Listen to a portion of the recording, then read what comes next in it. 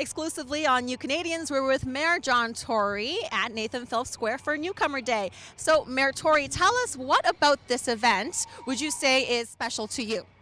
Well, I think it's held here at the most public place we have in the city, so everybody can come, and I think it's an occasion when we can celebrate all the newcomers that come to Canada every year and have come for many, many years, but also have them feel celebrated and have them feel supported. Because I think, I said when I was speaking earlier on, I can't imagine the amount of courage it involves, the amount of determination, the amount of aspiration and ambition it involves to actually pick yourself up, pick up your family from their roots, wherever it is in the world, and come to some place that you may have no connection to, but you've decided it's a place of opportunity. So to me, it's all about making sure that we celebrate and that we make people feel supported so that they can go on to the kind of life that, that I think they dreamed of having when they came to Canada.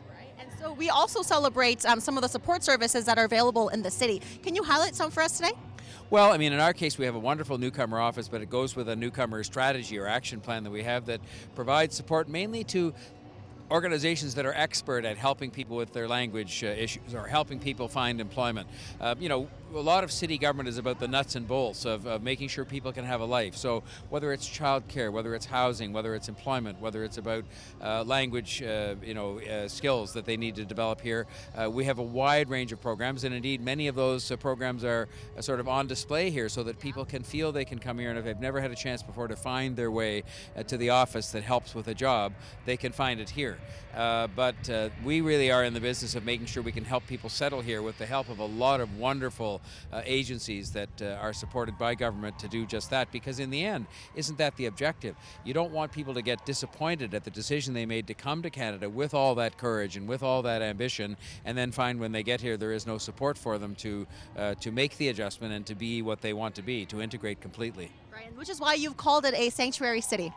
Well, a sanctuary city is meant to say, look, we prefer people to follow the regular path to get here and make application from abroad and so on. But we also recognize the fact that there are people who end up here in different circumstances, and they're awaiting being dealt with under our laws in a fair-minded way. And that in the meantime, we don't want them to feel like they can't call the police or that they can't go to the hospital and get help as human beings. And I think that's very much part of the Toronto way of thinking, is everybody who's here, regardless of what status they have, they're human beings, and we want them to make sure that while they're here, that they, whether it's for a short time or for our lifetime, that they are supported by and that their problems are addressed by us. So I mean, we wanted this to be a place where people felt that, and that felt that their rights as human beings were respected here at all times. And one of the things that I want to bring up is the fact that the federal government boosted funding for pre-arrival settlement programs. So what does that look like in Toronto? Well, it looks like a lot of things that happen, even when people aren't here yet, to equip them to be here. But it also really manifests itself in the help that's felt on the ground, so that we've prepared for the arrival of people who are coming here, who come through the regular channels, so that they can be fully supported, and so that we can understand when they get here what we need to do by way of making their qualifications suitable for use in Canada, whatever their skill set might be. We can make sure they have the language facility they need to survive and prosper here in this country.